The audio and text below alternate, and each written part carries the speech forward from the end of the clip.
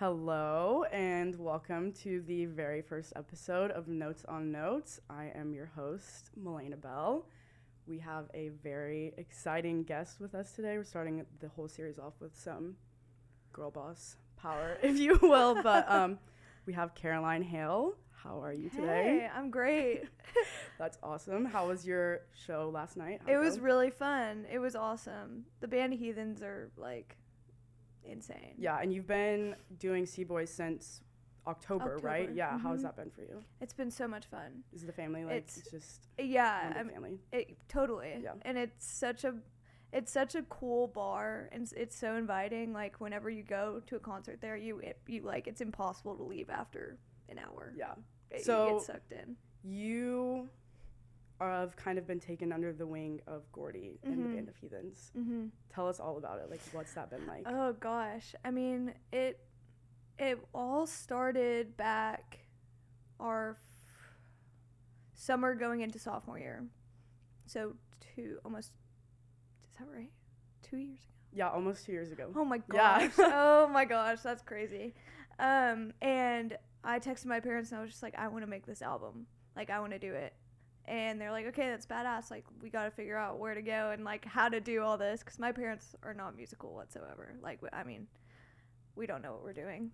And a friend of a friend reached out to Gordy, and he runs the finishing school. Right. And he was just like, yeah, like, come up and, like, play me a few songs acoustically. You know, I mean, he's a busy guy, like, does not have time to mess around. Right. And if, you know, you come in and you're really bad, then you're just wasting his time.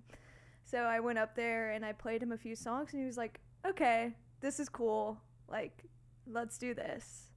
And I was like, okay, badass. Yeah. Like, let's do it. And that studio is, like, so special. The equipment in there is unmatched to any other studio in Austin. Like, it just is, like, an incredible place to record.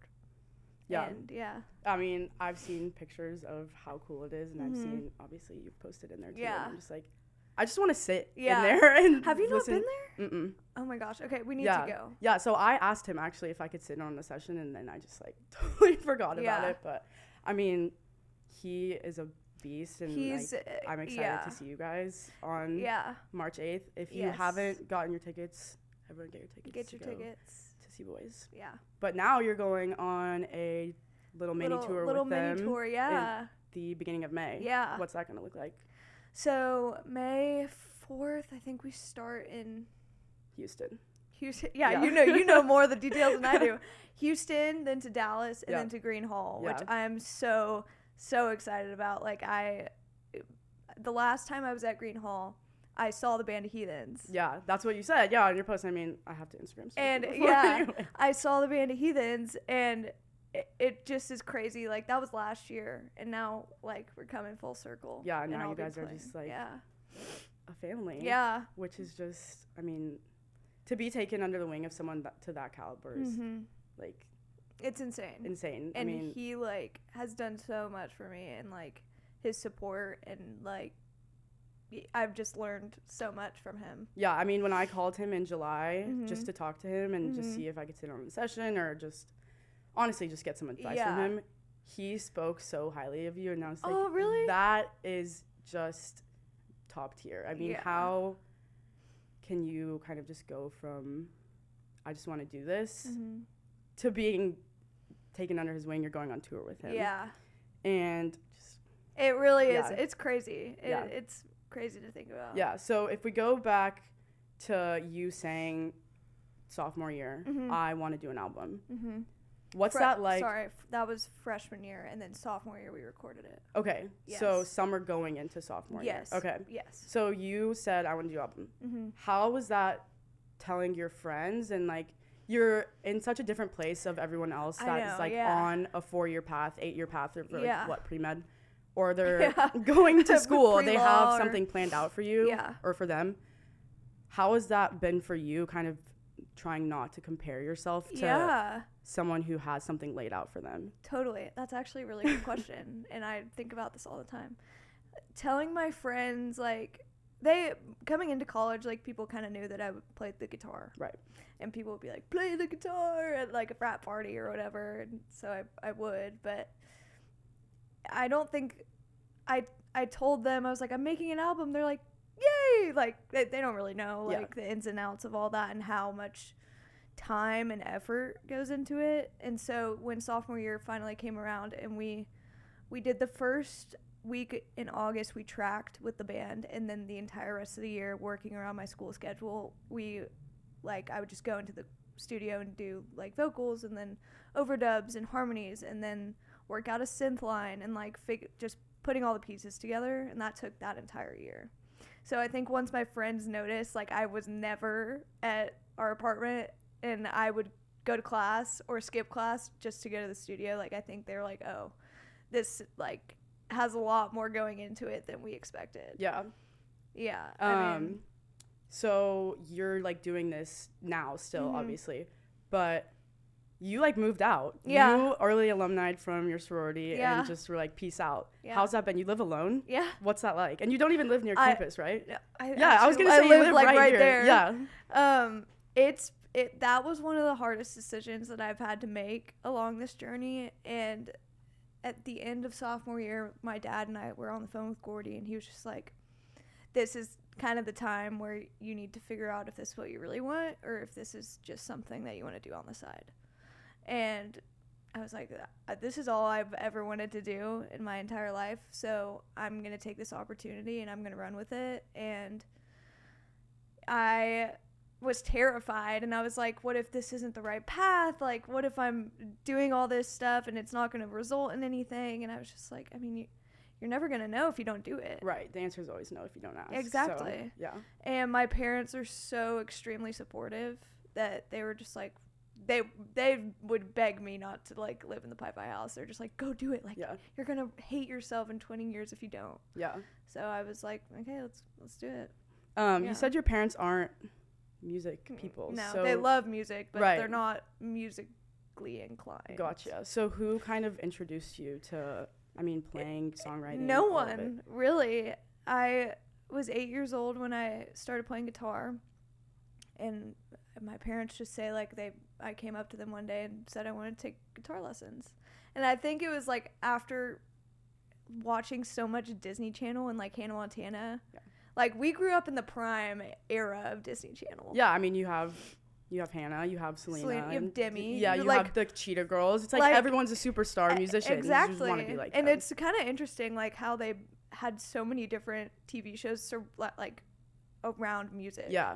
It's kind of cool. Yeah. But I think growing up and just watching all them do it, I was like, oh, I want to do that. And then I actually enjoyed it, so I kept it up. Yeah, so then you went to Grammy camp in 2018. How do you know all of this?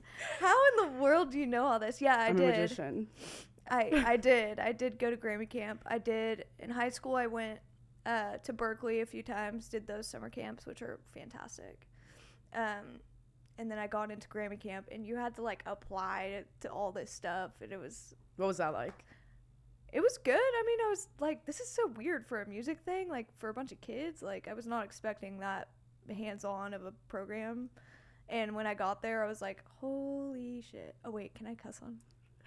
It's the first episode. We're setting the tone, so do whatever you want. Yeah, I was like, holy shit. Like, these people are insane. And, like, Meghan Trainor came to talk to us, and, like, that was a really cool experience. What was the application process like? You had to record, like, 3 songs of your own or something like that. Like, acoustic. Nothing else. It has to just be you and your instrument. Was it just a recording, or did you have to do a video? Or video. Too? Okay, cool. Yeah. So, speaking of A&R, when we talked, I don't know if we're allowed to talk about this on here, but when we talked, you said that Gordy was helping you possibly sign to a label. Is that still a discussion happening? Yes, but we haven't found the right people yet that we would consider doing that with. Do you feel like you just haven't found the right people to represent you as an individual? Okay. Are you doing all of the writing yourself? Okay. No co-writing? I did one throughout high school. I was mentored by this man named Martin Strayer, who's married to Emily Strayer, one of the Dixie Chicks. And he mentored me all throughout high school and middle school and taught me how to write songs, basically. That's awesome. And so I would go over to their house like every week and just write and like learn how to produce on Logic and like just be surrounded by music every week. And so a handful of the songs on the record were written by him. That's awesome. And me. But yeah.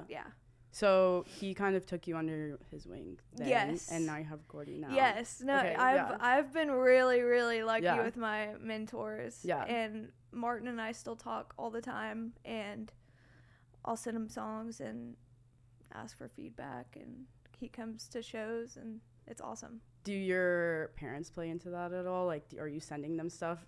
When you send it to them, are they like, that's great? Or do they actually give you, like, feedback about it?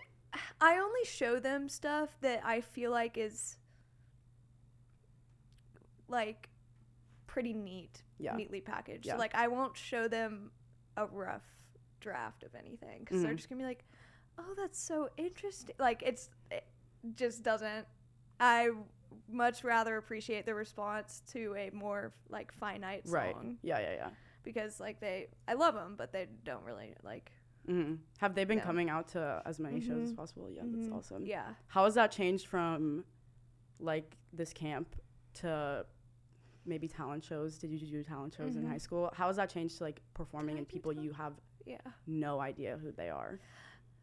So I grew up doing this thing called Rock Stage or whatever they would call it, and it was the program that my guitar teachers designed to put kids together in bands, and we would perform cover songs and like do all that jazz.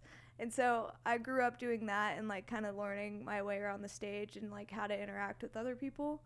But like everyone in that crowd I could name. But now like C-Boys, like last night I played to a majority like of people that I don't know. Yeah. So it's kind of weird. Like there's a pit in your stomach when you go on. You're like, okay, how am I going to connect with these people that I don't know? Yeah. And it's all a learning lesson. Like I'm learning more and more about how to do that in the right way. Yeah. And last night you did a cover of Slow Burn. And you've said before that Casey Musgraves has been like a really big influence on the way you write. I love that song. That song and that entire Golden Hour record was one of the main influences for this record. So when Gordy and I were first getting to know each other and like trying to map out how we were going to do all this, he was like, send me like 3 records that you love.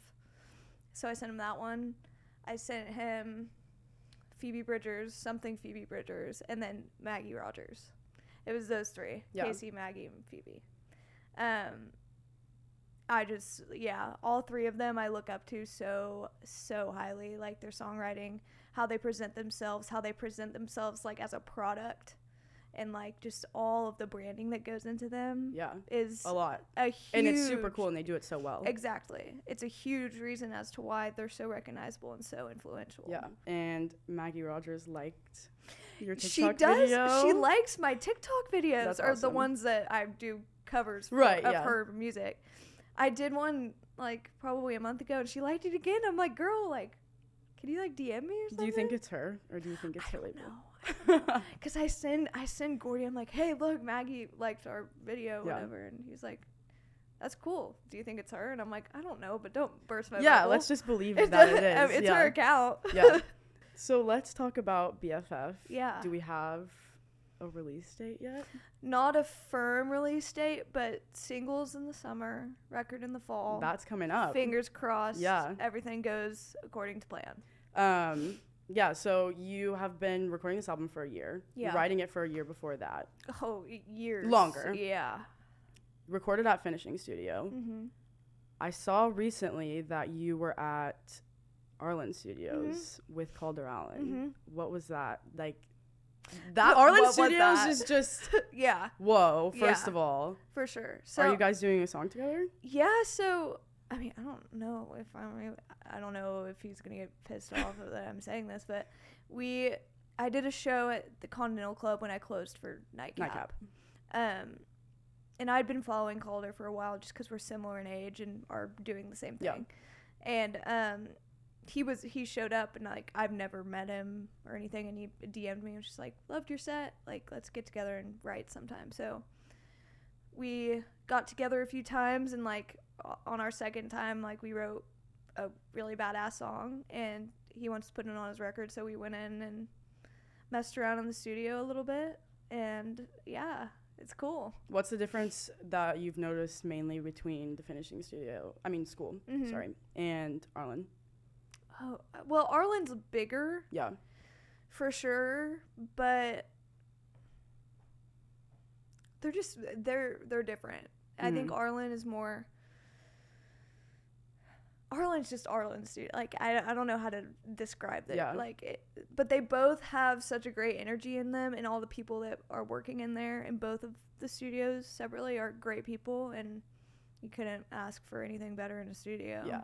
When you went in with Calder, was it just you two and the engineer, or did you have a big It was us two, the engineer, Charlie Sexton, who plays with him and like I think co-writes on a bunch of the stuff, was in there. Another like intern engineer was in there, but it was very like low key. Like his band wasn't there. This was just like acoustic tracking and vocals and stuff like that. Is that the first time that you've done a feature, I guess? I actually did a feature on one of my good friends' record. I did some harmonies and some other little parts. It hasn't come out yet, but it's for his upcoming EP. His name's Bryce Menchaca. He's a good friend of mine, from San Antonio. Speaking of San Antonio, you did a set at Sam's Burger Joint. Was it before or after Briscoe? Before. We opened, okay, gotcha. And Briscoe closed. So, what was it like going home and performing? Because I know that's got to be so different than performing at school or at something C-Boys adjacent. Yeah. So what was it like going back home? So much fun. Like, I had played there once before, and I opened for my guitar teacher's band when I was like in 8th grade or something. And it was just me with my acoustic guitar and had like a quick 30-minute set. And then being able to go back there, and we sold it out. It was packed. Like my guitar teacher, who I opened for, couldn't even get in. No. I know. And he was the one guy that I wanted there so badly. Right. Like he taught me everything that I know. Yeah. And he was just like, couldn't get in, but I could hear you from outside, and it sounded great. And I was like, tears. Yeah, tears. Yeah. I mean, there's always that one person from high school. I know. Teacher, mentor that really puts you on the right path. And he texted me the next day and was just like, I'm having like all these students come in showing me videos of your show and they're asking me how to learn your songs. Oh my gosh. And it just awesome. is like, wow, really? Yeah. Like, it's weird. Like, I also forget that I'm not in high school anymore, and I'm like older than that, and I have influence over these younger grades. Right. And it's weird. Yeah. But it was like, Sam's Burger Joint is so much fun. Yeah. And how did you get to do anything with Briscoe, or were you just really separate? It was separate. That was the first time I really got to know them a little bit. Super great guys. Super nice, super welcoming, and their band is so much fun, and they put on a great show every time. Yeah, I saw them January 20th at Antone's, which was awesome. Yeah. They know what they're doing. They just blow me away. They have so much fun. Everyone loves them. They're trucking and everyone along. loves you too. I mean, seriously, the amount of times I don't get to go and I see the millions of story posts, which is the coolest thing. You have such a good support group even though they might not understand what you're doing, they still are totally, yes. exactly. Yeah. And you at the end of the day, you can't ask for much more than that. Yeah. So they're cool. Yeah, our friends are cool. Yeah. Another thing about TikTok, which is so funny, Ceilings is blowing up right now, and you posted a video ages ago talking about how guys, this needs to blow up. I know. Do you just feel like you just predict the future? Well, maybe, yeah. But good songwriting and good storytelling is always gonna rise above everything else. At the end of the day, whether it be a month or 2 months or 2 years. Yeah. It's always gonna come back.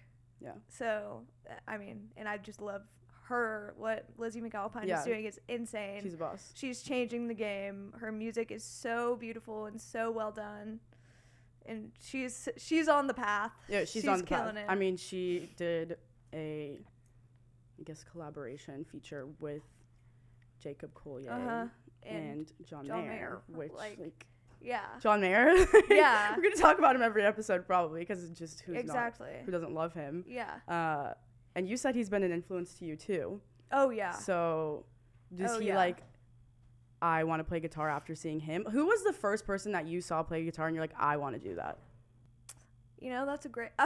Actually, have you seen School of Rock? Yeah, like the cartoon? No.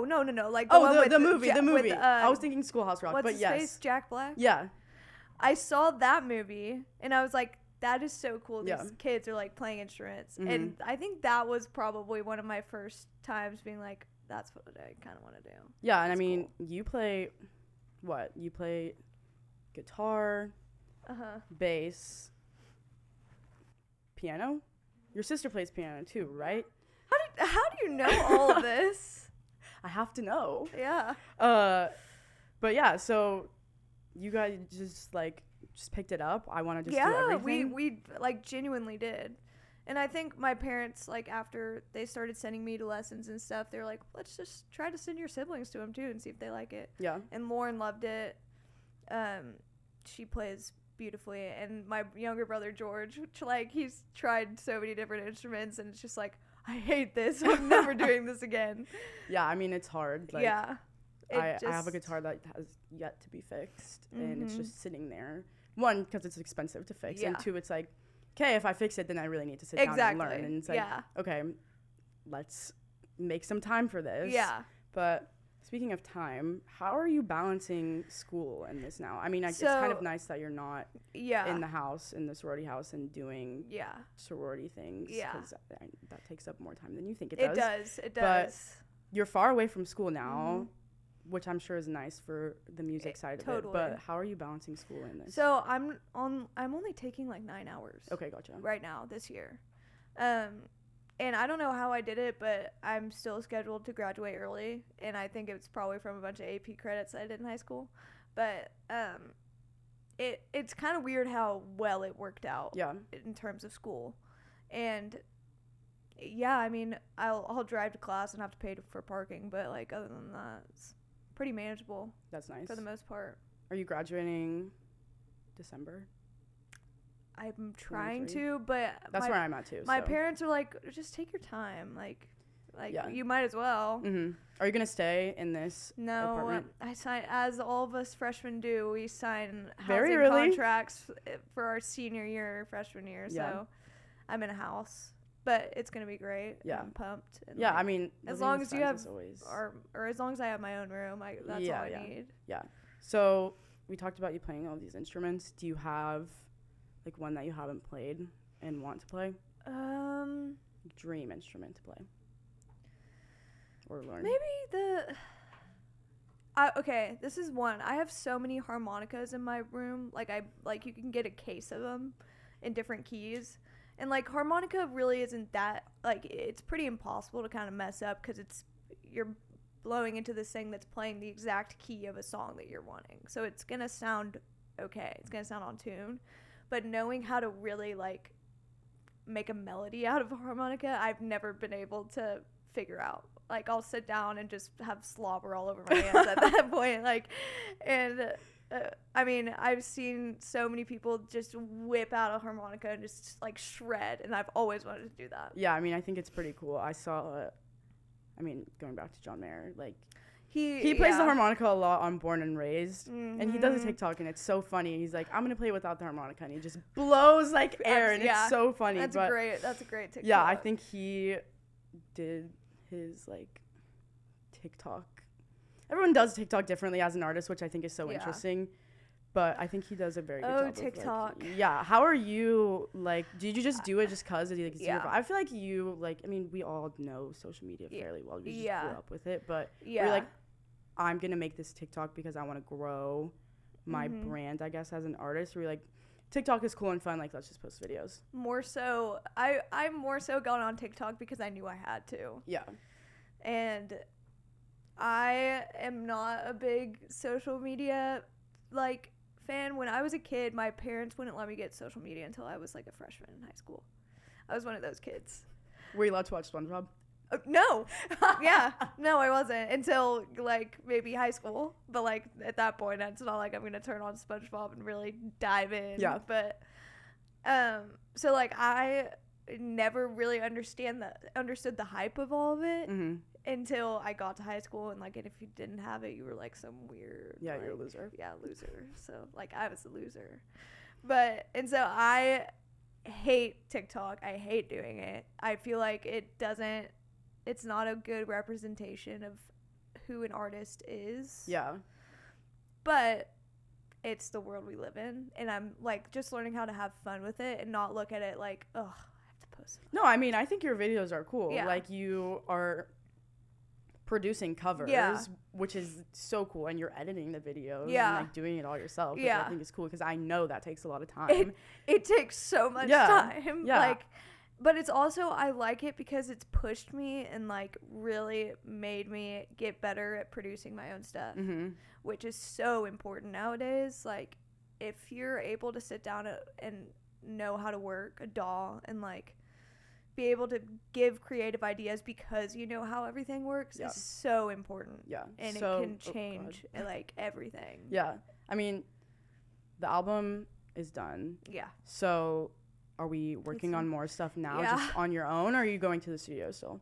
I haven't recorded anything in the studio, but Gordy always is like, okay, once this record comes out, it's a ticking time bomb for your next one. Yeah. And this record's really good, so you have to make your next one even better. Yeah. I mean, you kind of, I guess, are lucky in a sense that you have a little bit of a break of sorts, because you're just, I think the way you've done it is super cool, just in how you're going out and you're doing all these shows, getting people to know you first. Yeah. Especially with the TikTok stuff too, which is like whatever. But the way that you're bringing in fans is such a different way than other people have typically done it. They'll put out a single first, blow it up on TikTok, and then everyone's like, well, where's the album? Yeah. And the album comes out, and they're like, I don't like this at all. Why did you give me this? Yeah. But I think that you've done a really good job of, this is what I'm doing. You like it or you don't, but like, I'm giving it to you now before you get it for yourself on your phone. Yeah. And like, you did the whole album October 15th. That was the debut. And you had an amazing crowd there, and it's like, how do people not love you after that? They've seen it live. That's like the highest you can get. So then you get the album and they get to have it for themselves, which I think is super cool. Exactly. And I mean, we like are not necessarily doing that on purpose. I think it's more so like Gordy is really, really persistent about us finding a manager before we put this out. And just because it's so easy for an album like this, or like anyone's piece of work, to just go completely unnoticed, right, and get sucked into a vacuum, and then all this hard work that you did, like, it's not like the numbers and everything aren't representative of the work.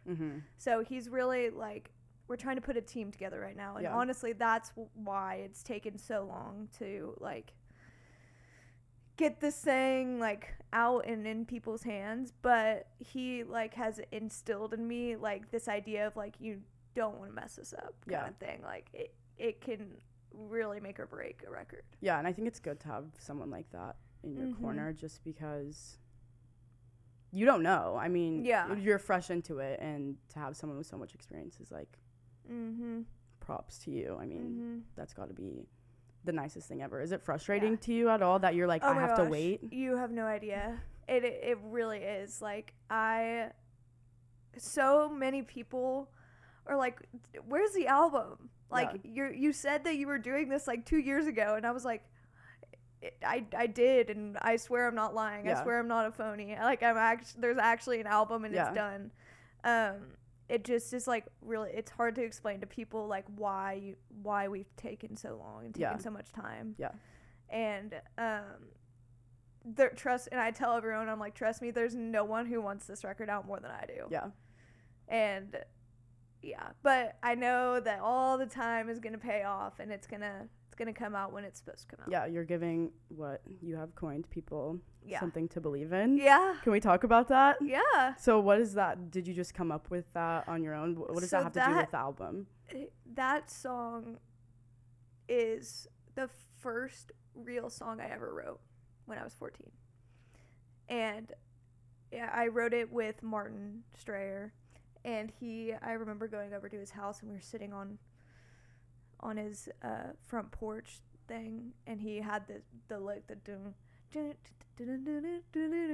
it's not gonna make sense that I'm saying like, and I was like, oh, I love that. He's like, yeah, just go home and like play with it. And I don't know, it just kind of happened. All the words came out, and it was a decent song. Yeah. So I took it back to him, and we like fine-tuned it, and like he's like, Caroline, like, this is your first real song. Yeah, like awesome. It's like all cohesive, and like the idea is great. Like it's a very universal idea of, yeah, you know, anyone needs something to believe in. So has that kind of been your songwriting process this whole time? Are you going chords, music first, yes, and then lyrics, or do you have like, you just get a lyric in your head and you're like, let me write this down, and then you're coming up with music?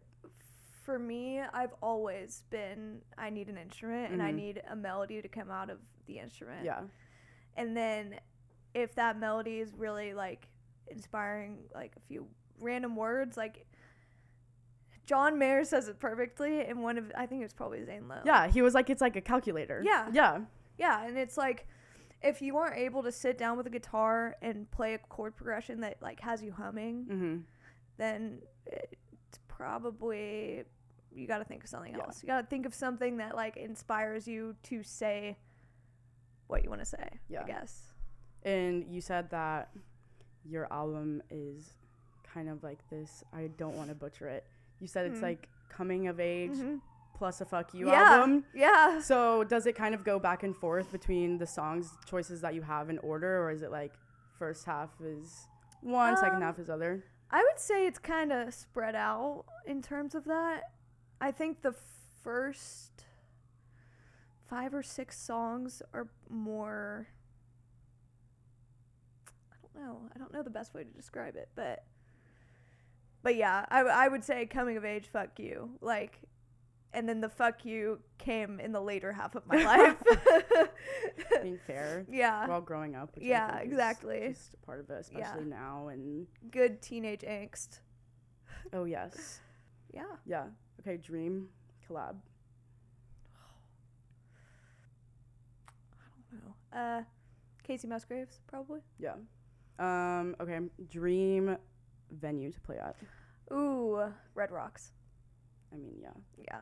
Like, I would sit here and do this if people would come to it at Red Rocks. I don't care. Yeah. I haven't been there, so I went in July and it was closed because like we got there right after the sound check or right before it started, so like you can't come in, so we just walked around, but you could hear the music and it's just like, it's magical. I've never been. Yeah, it's literally, I want to go so badly.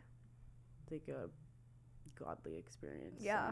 People say that. Yeah, I mean, like the sound literally sounds like it's coming from the sky and just down on you. It's the coolest It's raining. thing. Yeah, literally, it's just like the heavens opened up the clouds and have placed sound on you. Yeah, literally. So yeah, I mean, that's super cool.